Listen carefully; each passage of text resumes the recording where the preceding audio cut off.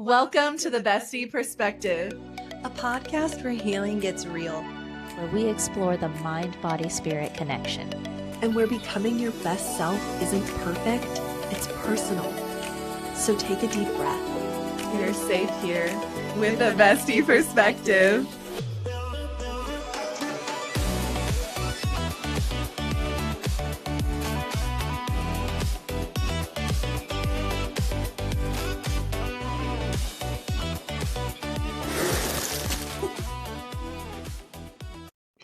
Hey besties, and welcome back to the Bestie Perspective. We're so happy you're here with us today. Before I jump into today's topic, I wanted to mention an additional thing we are also doing new in season 2, which is surprising each other with topics. Now, I'll explain a little bit, but last season, we would kind of just give each other a little bit of a briefing, just a run over of what the topic was and just a brief summary, really. And this season, we did some brainstorming and we've really been working on refining our podcast and just coming up with new creative ideas. And we thought it would be so fun this season to surprise each other with topics. And I think the beauty in that is when you're hanging out with your friends in real time, you don't know what they're going to talk about. So we want to bring that real conversation to you guys and surprise each other. So I let Hannah literally have no idea what we're talking about today. So I love that element of authenticity, though. That way of making it feel like a real bestie combo. Yeah, absolutely. Because I was thinking about it and I was like, that's what the special sauce is with doing it this way, is when the three of us hang out in person, we're just like, oh my gosh, guess what? Oh my gosh. And we're talking about all this stuff and you can feel the true excitement in our voices. Yeah. So this season, we're wanting to bring you guys right into that with us and along the journey. So with that, I will now get into today's topic. So as many of you know, we are all nurses here. So this topic I know will hit home for us personally, and I'm sure a lot of you out there as well. In season 1, we discussed the hospital system issues before, the good, the bad, the what the hell is happening kind of moments. And I feel like this topic really sits at the center of that. So today we are looking at when basic human needs become a violation. So there's been this story circulating online. There was a nurse who was about 8 hours into her 12-hour shift, and she had not had any water yet during her shift. So she ended up taking a few sips at the nursing station, like literally a few sips, and she was fined $800. Are you joking? No. And the other funny part is when this went to court, the judge's reaction was basically like, how is drinking water a violation? So have you ladies heard of this case or? No, I almost got up and walked away. I'm not, I was like, oh my God. I'm outraged. It's so insane. And what's funny is that was me. I've been that nurse of like 8 hours. I've gone entire shifts and forgetting to drink water. It's so unhealthy. I'm literally still dealing with nurse's bladder years later. But absolutely. To get fined for sipping water at the nurse's station. $800. 8 hours into your 12-hour shift. Yeah, it's not like a $50 fine, $25 fine. $800. Yeah. And I think for this case, it's not necessarily the details, but the familiarity, right? Like you've just said, I've lived through this. We've all lived this. It might be a different story, but it's that same feeling. Maybe no water, maybe no food, maybe no bathroom breaks. And this isn't new. It's just been normalized, unfortunately. And I think this is the real point of the episode. It's not about the water. It's about humanity, whether healthcare workers are allowed to be human. So why did this hit such a nerve? I mean, I think part of it is the common sense moment that the judge had, right? Where it's like, this is a basic human need. Yeah. Why are we making this a violation? And I think with this, it's the big disconnect, I feel like, between policy versus floor reality, right? On paper, they're like, no drinks at the nurse's station, take breaks, step away, go to the break room and get your sip of water, take your bathroom breaks.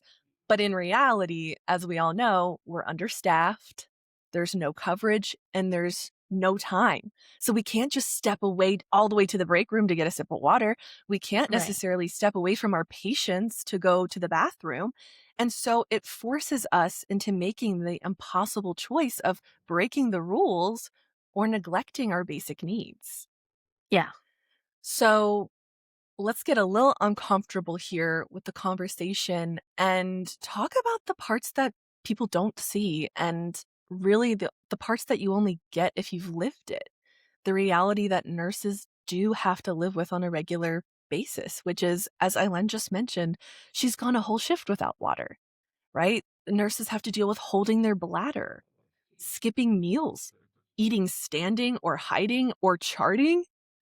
And I think the culture piece of this is what's wild because even though it's not always said directly, I think it's understood that this message of if you can't keep up, it's your fault, or if you need a You signed up break. for this. Yeah. Yes. If you need a break, it's poor time management, Yeah. right? And Yeah. and the message on repeat of you should have planned better, or that's Mhm. just how it is, right? And of course, well, patients have to come first.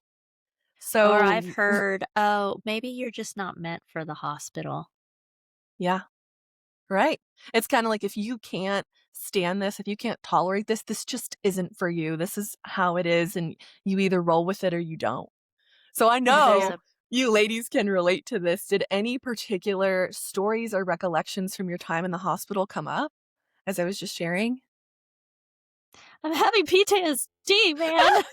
I know. I started closing my eyes. I was like, oh shit, I have to take myself back there. Okay, hold You on. close your eyes and it's like the psycho song comes on. It's like breathe, breathe, breathe, breathe. Like, As you I don't think want to about go back it. there.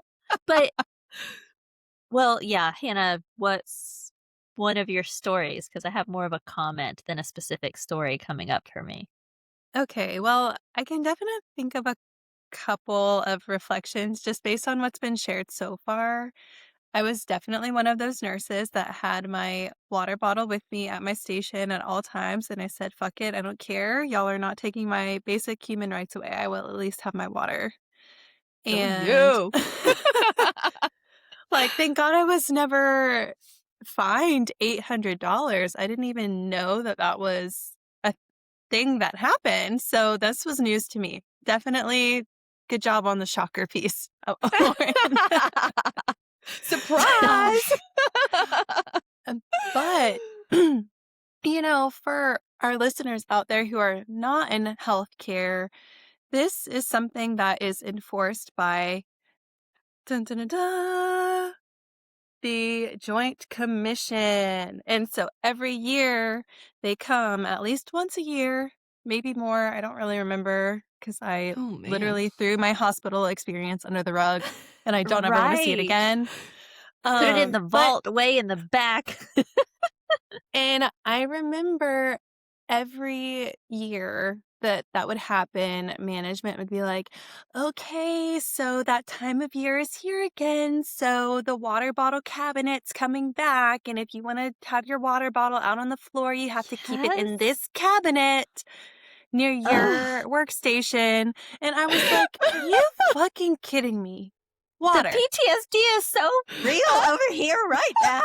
I literally forgot about the Joint Commission until you said it, and I was like, oh, God, that was horrible. And yes, they were supposed to be enforcing that type of regulation year round. But when the Joint Commission came, boy, they were on top of it. Mm-hmm. Oh, yeah, it felt like it's like kinda like when you haven't had family or guests over in forever, it's their first time they're seeing your house and you're, like, cleaning everything, it's giving the unrealistic expectations of how you live on a daily basis, vacuuming the walls, doing all this crazy shit, it's like that's how it felt like we got when we knew the Joint Commission was coming. Yeah. That's a Yeah. great, And great analogy there. honestly, if you were on your shift when Joint Commission came, the whole hospital knew they're on this unit now. They're on this unit. Okay, they're probably coming to our unit next. And it was like such tension. That was the quietest and the most vacant the nurses' station ever was because everyone was like, I'm staying in my patients' rooms. I don't want to be asked questions. I don't want to be interrogated. I ain't being found. Right? Yes. Oh, but Yes. I will say, yes, I for sure totally remember Joint Commission. That was not fun. But for me, one of the things that made me want to leave was just this strenuous rules on top of rules being added during COVID that were asinine and not necessarily for our safety or the patient's safety. It was starting to get unbelievably ridiculous. All the steps to just enter the building and do my job to where it was Yeah. like weighing down on me, number one. Number two, I will say that it's hard for hospitals to find nurses. I'm getting calls. I was getting emails, less and less now, thankfully, but nurses don't want to go back for a reason. It's becoming ridiculous. It's I guess there's unrealistic expectations and the taking away of human rights that a lot of nurses are like, thank you, but no thank you. I'm Thank not you, up for that. next. Thank you. Next. Next. Yes. Ariana Yeah. Grande, for anyone that doesn't listen to Yeah. her, that's what we just referenced. Yes. And I think looking back as well, we're able to see in hindsight for sure that this wasn't normal. Self-neglect was just normalized. And burnout was worn with a badge of honor. I mean, we can both, I think, raise our hands. I mean, both, all of us, I mean, can raise our hands and point out, that 25, 30 plus year nurse who wore proudly that badge of burnout on her scrubs. Oh my gosh, yeah. So And true. I also feel like boundaries were seen as weakness instead of necessary. But that wasn't really strength, that was survival. Yeah. So, I'm curious about a couple questions for you ladies. I know you had said at the beginning, Eileen, a day without water, and my question was gonna be, maybe you can at least answer the other 2 parts, was 1, what's the longest you remember going without ever drinking water on a shift? And did anyone ever actually tell you not to, or did it feel like an unspoken expectation? And how did it affect you on your shift, physically, emotionally, or how you were able to show up for your patients? So, yeah, I can start us off with this one. It didn't affect me until after the shift. And I don't know if it Mm, was maybe just adrenaline, if it was maybe just focus, if it was a combination of so many other things to where I could put it off to the side. mm, Not every yeah. nurse was like that. There were plenty that are like, hey, I'm sorry, I got to go get a sip of water. I would just forget about it. It'd be in the back of my mind. And then I would just feel awful when my Mm, shift was done and over. So yeah. when I was even in training, though, I had a really excellent, um, I was her shadow. What's the opposite? What's the term? I was the shadow nurse, so she was the Oh, the, mentor? We could say like mentor? a mentor, but There's a word. preceptor or something like that, right? Preceptor! There it Yes! is. We're so Y'all, unplugged, ladies, we can't even we remember. we put all the files away, man. We are I only not. remembered because Lauren made me clean under the rug. Right? So Sorry! dusting it off, preceptor. Yes, I found it. So she was the one to even get me water one day because she realized I hadn't Mm. had a Yeah. break. And she was like, "Here's some water." I was like, "Thank you so much." I never drank it. She ended up throwing it away at the end of the shift and I think telling someone, one of the managers, in a positive way, but also just caution of like, Eileen is working so hard. She's doing so great, but like needs to take a break. She had no water today. And I was like, oh, yep, sure did it. So I was one to be able to put it past. That's not for everyone, but I still felt the effects later after the shift. Absolutely. How about you, Hannah? Yeah, I definitely had some of those too, just like that. And I was nodding my head aggressively because in agreement with you, Eileen, because you can go the whole shift and just be so focused on your nursing to-do list and then the call light that's begging you and then your manager who has a Yeah. question for you and then your Oh coworker who gosh. needs a hand with their bed bath or, whatever it may be, a lab draw or something that they just can't get the stick. Yeah. I mean, A you're family member. pulled a family member, right? And so a phone call from someone and you have to update them on their family member. So, Yeah. yes, you are literally pulled in so many different directions that being on one straight train track of thought is just it's not realistic. And ideally, in a perfect world, you can go from task to task and just kind of do your thing. Whereas in nursing, you're dealing with real life humans. So y- you might be working on one thing and all of a sudden your attention is called away because of an urgent or emergent situation. You have to leave Yeah. what you're doing and just go and then pick up where you left off or hope to God that you remember where you left off or just remember Yeah. at the end of your shift, oh shit, I forgot to chart that or I forgot to do this for my other Mm. patient. Mhm. Um Yeah. and so like just trying to keep up with the mental load of that. I don't think that is the part that I really understood the weight of until I was in nursing. And that's exactly how I would go a whole shift without drinking water because I was just Yeah. so like dun, dun, dun, dun, focused on everything except me and trying to Yeah. clear my list and then felt like shit after. Yeah.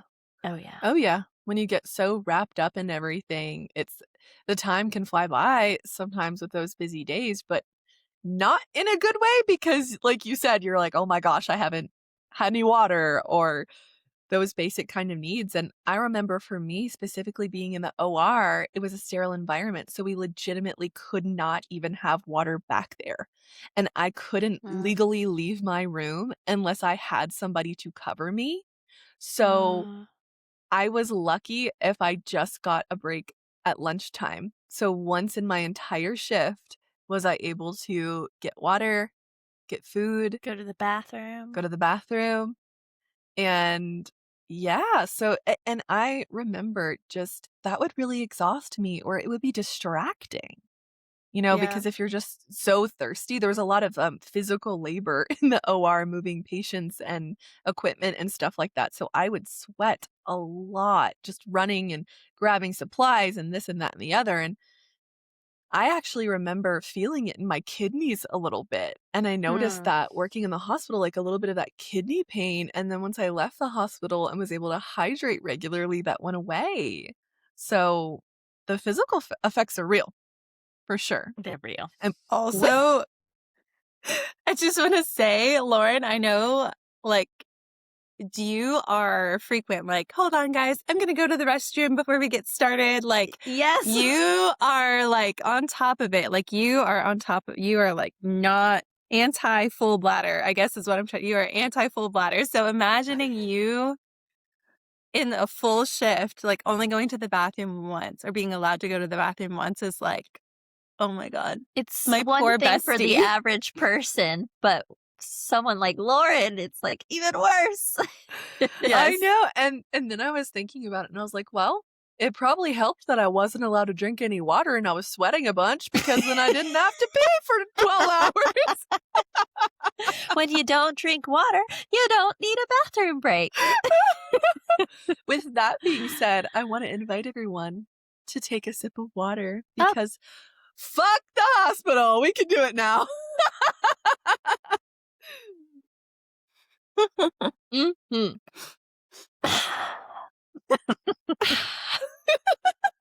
So, with that being said, it leads us into what's the cost here?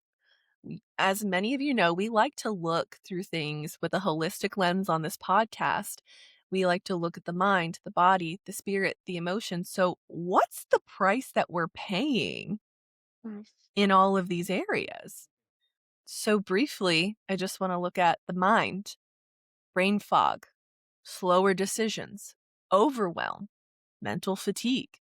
The Yeah. body can experience, as we mentioned, dehydration, exhaustion. You might get Mhm. headaches, dizziness, feeling low energy. Emotionally, many feel more irritable, a sense of numbness, anxiety, overstimulated, guilt, and a big one in nursing is compassion fatigue. And then spiritually, you can feel disconnected from your why, be stuck in this place of surviving versus serving, lose your sense of meaning, feel unseen, undervalued, and that can lead to resentment. And even just that feeling of this isn't who I want to be, which I think overall was a big reason a lot of us got out of the hospital. We finally had this moment where we were like, this is not who I want to be. This is not how I want to show up. I And get a little teary-eyed when you say that. yeah, yeah. And it is heavy because anybody who is a nurse or has been a nurse or anybody who's been working in healthcare, I think can relate to that if you've left Mhm. healthcare. It's you finally hit your rock bottom, honestly, and realize it's not who you want to be or how you want to show up in the world and have to rebuild yourself from there. And as and if all of that, all of those mind, body, spirit, emotion things, if all of that wasn't enough, it's the systemic gaslighting that we also experience, right? Like we mentioned earlier, maybe nursing just isn't for you, or the idea that self-care is selfish. And I just want to point out the fact that burnout is not a personal failure. It's people who are placed in a system that's not supporting their basic needs. Yeah. Just a deep breath after that one. Mm. And that being said, because I know that was heavy, I want to shift gears a little bit. We like to tap into play, and I want to tap into play and possibility together and brainstorm what changes would we like to see that would support our basic needs as humans? Any thoughts? Well, we already talked about earlier, but maybe some water being allowed, like, by the systems, by the everyone in charge, you know, Yeah. the And I think basics. protected hydration, food, and bathroom breaks. Like, not Mhm. this just Yeah. 30 minutes and 12 hours business. Like, oh, well, yeah, If I you're had you a lucky. 30-minute break. Yeah, if you're lucky, exactly. I think it needs to be like there are protected hydration, food, bathroom breaks. Yeah. Yeah.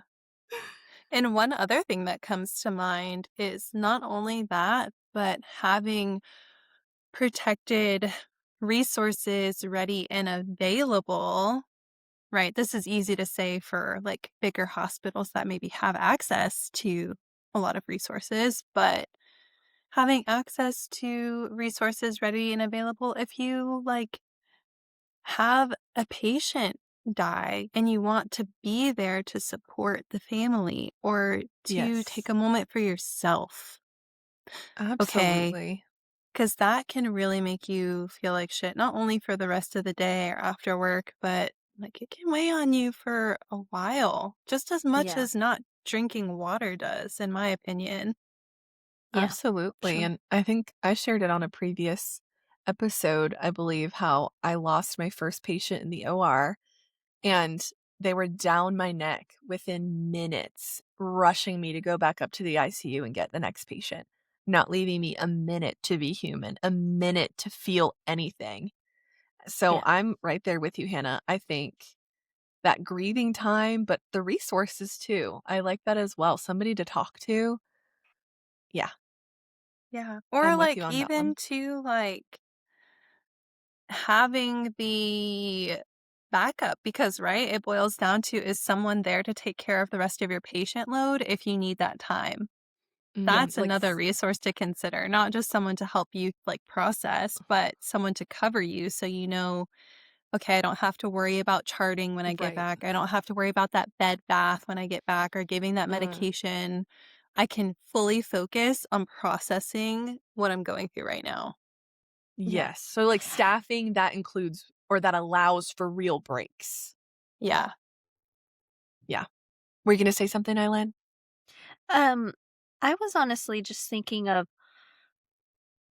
the approach of managers. Like, what's the change that I would want? Because there were times when a bathroom break or a water break was suggested, but it was almost like I was getting scolded. And it was kind of Mm, like, "Hey, have you eaten lunch? No, you need to eat lunch." And the tone and attitude was almost not like, "Hey, I care about you and you need to take care of yourself." It was like, "Hey, don't make us get in trouble now because you got to yes. make sure we got to make sure that our employees are doing stuff so that we're not wronged for keeping you busy." And Yeah. so I would just, vet the type of managers that are being hired at hospitals that have that approach.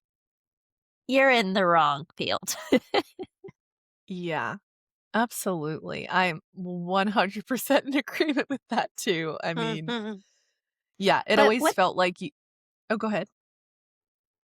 if no, no, no, you finish. I was gonna say it always felt like we were the problem. Like, You're the even problem. Yeah. yeah, like, "Oh, you're not drinking water, you're the problem, I'm gonna get in trouble," like you said. Yeah, yeah. It Like was almost like anytime there was anything that was wanting to be changed to help, it was either adding something to our plate to do. Oh, now, guys, we actually are going to have you do this, or adding a policy to the situation.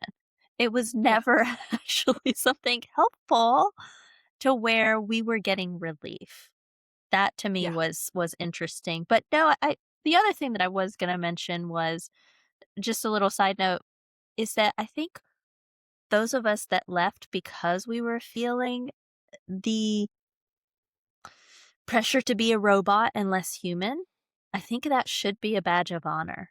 That we wanted to Mm, maintain our humanness, that we wanted to stay connected to emotion, connected to compassion, right? absolutely. And we wear those badges proudly, don't we, ladies? Yes. No, She's like, I got an emotional tattoo there. You just can't see it. it's invisible ink. There you go. No, I'm so glad you said that way though, for real. That is the badge of honor to realize, 1, what you're wanting out of this life and willing to stand for and to not tolerate, and yeah, Yeah. I am Yeah. with you. I'm Yes. no longer feeling that weakness that people make you feel that pressure of like, you can't stand the heat, get out the Mhm. kitchen. It's like, no, I actually want to maintain my soul and my heart. So I will gladly get out of this kitchen. Thank you very much. Yes. It's almost like yeah, it's like they're saying, it's like you have to be stronger to leave, There Mhm. you honestly. go. Takes Yes. courage and It strength for does. sure. It really does because, I mean, we've talked about it all the time, the energy, just everything that we pour into becoming nurses in the first place. So to walk away from that, It was such an investment. Like, it's huge to yeah, walk away. Yeah. it is. So, yes, I'm really glad you said that one. Another one I think about is mindfulness. Teaching and encouraging more of it, I think, is something that we could really use because we actually did a 5-minute breath work together before we hopped on today. And it's just that proves right there you don't need this crazy amount of time, right? We can teach people and encourage these small moments even throughout the day or after a tough experience with a patient, or even if somebody's feeling overwhelmed, like you said, to have that good type of manager that can maybe notice that, who genuinely cares and maybe even see when Mhm. somebody needs a mindful moment, right? Mhm. And Or take you that's Yeah. seriously if you mention burnout. That was, yes. like, a true story, guys. Not saying who, Yes. but Yeah. And leadership that models self-care too. yeah. Like not these Yes. leaders who are just as burnt out and miserable. Yeah. Really, that goes miles, not just to show, but so that when leadership attempts to guide, they can speak from a place of wisdom and knowing because they've been there. Think Yeah. about, like, no matter who's watching this right now, you have probably at multiple points in your healthcare journey seen multiple types of doctors, gotten different types of medical advice from them, and your cholesterol's a little bit high. Have you been watching how much eggs you're eating, and are you exercising moderately for 30 minutes at least 5 days a week? And meanwhile, they have like this huge ass beer belly and like a triple chin while they're reading from their iPad. And you're like, "Are you fucking kidding me right now? Right. Like, I'm not taking advice from you. I'm sorry." Yeah. Yeah. Like, Yeah. that's what that reminds me of, is that same it's, like, kinda related, but kinda not, like, just someone you're looking up to for advice, and it's in the Yeah. medical field, but same with the management, right? Absolutely. And then I think that also leads into another idea of policies written by bedside nurses, right? How many Yeah. policies get written by these big wigs who never step foot in the hospital? I think it's the same thing that's going off of what you're saying too, Hannah, is like people who are actually in it, you know? Mm. Well, I've heard of a couple of hospitals that are run by an ex-nurse, for example. They're the CEO or I guess whatever the equivalent is. And I'm like, yes. And I've had a friend who worked at a hospital where the head was an actual nurse. And the wonderful things she told me of what takes place there, I was like, oh my gosh, I wish. It sounds amazing. So, more Wow. having people lead that have been there for sure. That's needed. Absolutely. I love that idea. It should literally be a qualification to be a Amen. CEO. And I think also just that the overall language shift I would like to see from the power through, power through, power through to you are allowed to be human. Just in general, that shift. Um, okay. So I know we just brainstormed a bunch of good ideas together, but if you ladies were redesigning the healthcare system from scratch, what would never be negotiable again? If you just had to pick like one non-negotiable. I think I'll start off by saying for me, what we started the brainstorm with, the hydration, the food, and the bathroom breaks, I think would be the non-negotiable for sure. And because it just gets me thinking about Maslow's hierarchy of needs. It's a Yeah. pyramid for those who don't know, who where it lists like foundationally the needs that you need to be met in order to kind of have the needs met as they go up the pyramid. And the physiological needs are at the foundation. They need to be met first. So I think that would be mine. That's never negotiable again, is the hydration, food, and bathroom breaks. What about you guys? I could kind of go building off of that because I feel very strongly actually, I'm getting ahead of myself. I'm going off of that to say that I think no more than 1 to 2 hours of charting, I wish. That's what I would make non-negotiable is, like, Mm. minimal time spent in front of a screen, or at least I wish it was someone's job to, like, follow behind me and just do it while I'm doing the actual patient care, because the the way I say going off of that is because isn't the next step up, like, human connection? on Maslow's hierarchy of needs? Hold on, let me It's just look it up. safety. I think it's safety is next. I think it's Okay. physiological, then I think it's safety. But you can Okay. look it up and confirm. Yeah, while you're doing It that, I would is. okay. It is. Okay, so safety. But I kind of feel like it fits in there, like safety and social. I'll just Yeah. finish my thought real quick, Eileen.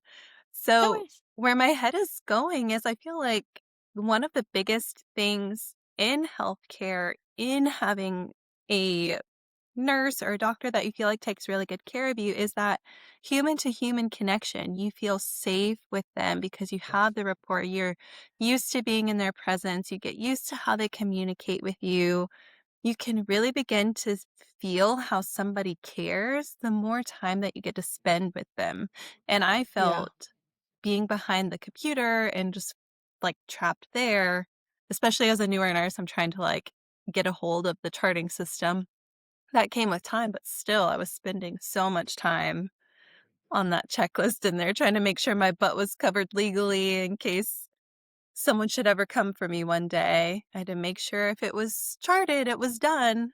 If it wasn't charted, it wasn't done. So I feel like they instill this sense of fear in nurses, takes away that sense of safety. Mm. Um, and then same with the patients, spending time with them so they feel safe and they have that human to human connection, which I think is vital for healing. Yeah, absolutely. And we know how it feels as patients to be on the other side when you feel like somebody's looking at the screen and not at you. It's just so much disconnect for sure. And what about you, Eileen? So I for sure think that the basic needs one needs to be for sure non-negotiable. It made me think about what I ended up doing because I prioritized connection. Hannah, I did get very close with my patients and comfortable so much so that I was able to there's such a customer service aspect that the hospital wants you to present as a nurse that I would get past that. And, if it was laughter, or if it was just being real with them, if it was, having sad moments with them, to where they could trust me and I didn't have to present that I was perfect and everything's fine outside of your patient room, even though there's 3 fires I need to go put out. No, I would be real with them, right? And I would say, "So guys, I actually haven't eaten lunch." Like, I wouldn't tell my manager, I wouldn't tell my fellow nurses, I would tell my patients. And I started to Mm, be real with them and say, "So guys, I haven't eaten lunch. I wanna make sure I have anything else. Do y'all need anything before I go take my break?" And they'd be like, "Oh, no, no, go eat, go eat." We did they all they know are their 4 walls. They don't mm, understand that Hmm. once you leave their room, you're hauling ass to the next one and the next one and the next one. So I will always tell them, "So I got you this, this, and that, and we just gave you your medication. I have to go give another patient some medicine right now. Are you good for now?" "Oh, okay, great. Cool, no worry." Like, they forget that they're not the center of your universe for that day. You've got mm. other patients to tend to, so I would let them into my world. That really, really helped. That connection piece was huge for me. So, And I would normalizing that part. suggest Yeah. exactly. So I would Yes. suggest you can do it in a customer service kind of way, in a nice way, but being real and authentic with your patients and their families. For those of you who are stuck in the system right now, you can't leave healthcare and you can't exactly change all the policies. Give that a try. It worked for me. I love that. What a great tip and Hmm. takeaway, too. Yes. So, thank you for sharing, ladies. And as we wrap up, I do just want to point out that it does not stop at nursing. This is not just hospitals, this is not just policies, and not just one story. It's everywhere. It's workplaces, it's relationships, it's the way we show up for ourselves, pushing past our needs, proving we can handle more, treating rest, water, space, or boundaries like there's something we have to earn. And maybe the real question this leaves us with is, where in your life are you being asked or asking yourself to ignore your basic human needs. Mm. And what would it look like if you chose differently? To honor your body, to listen to yourself, to stop waiting until you're completely depleted to take care of you. Because you are allowed to be human, not just at home, not just when it's convenient, but everywhere. So with that, thank you, besties, for being here with us today and diving into the uncomfortable and the hard stuff, but also the play and the future dreaming that we got to do today, too. We don't take your time lightly, and we appreciate your support so, so much.